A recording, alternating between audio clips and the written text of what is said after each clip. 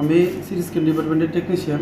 সকালবেলা একটা patient CT scan হওয়ার পরে পেশেন্ট স্ট্রোক পেশেন্ট, এই যে আপনি দেখতে পাচ্ছেন না, টয়লেট পেচ্ছাপ করে দিছে। করার পরে আমি অন্য আরেকটা পেশেন্টও সিরিয়াসে ছিল, আমি হসপিটাল অথরিটিরে জানানোর পরে অথরিটি সহ সুইপিং যে স্টাফ ইন্দ্রজিৎ শর্মা, তাই আমি গেছি যে আপনি আমার রুমটা একটু পরিষ্কার করে দেন, একটা ইমার্জেন্সি পেশেন্টের সার্ভিস দেওয়া লাগে।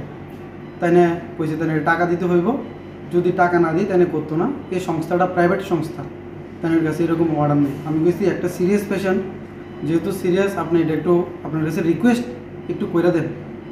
তাই না কইছেন না আমি করতাম না। আমি কইছি তাহলে কি আপনার লেখা পেশেন্টটা মারা যাব, এই দায়টা কি আমি নেবো, একটু করে দেন না।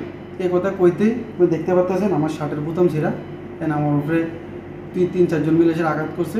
ইভেন আমি বাড়ির যেতে তাই না আমরা দেখা দিব, কীভাবে আমি কাজ করি দেখা দিব, এসব হুমকি আমার দিয়েছে।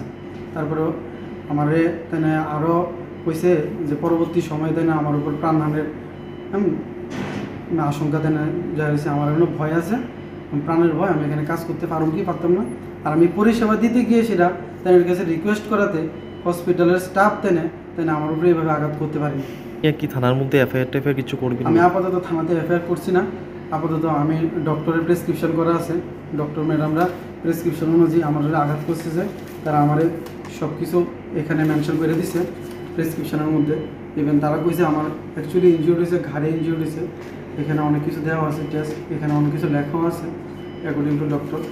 তো আমি ওয়ার্ড মাস্টার জানানো হয়েছে, এছাড়া আমি কারোরে জানাইছি না। আমি আপনাদের মাধ্যমে একটা সুস্থ বিচার চাই।